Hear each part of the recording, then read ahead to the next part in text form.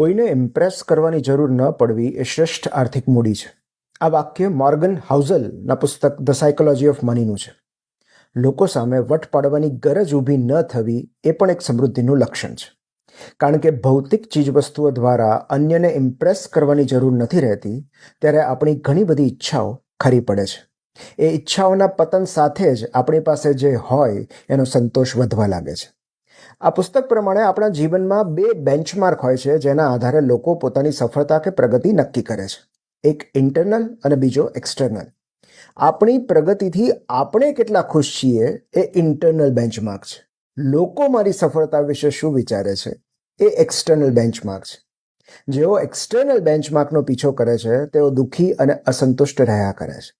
જેને competitive spending કહેવાય એવી સ્પર્ધાત્મક ખરીદીઓ અટકાવીને જીવન વધુ સભર અને સંતુષ્ટ બની શકે છે, કારણ કે સૌથી મૂલ્યવાન આર્થિક મૂડી માનસિક શાંતિ છે.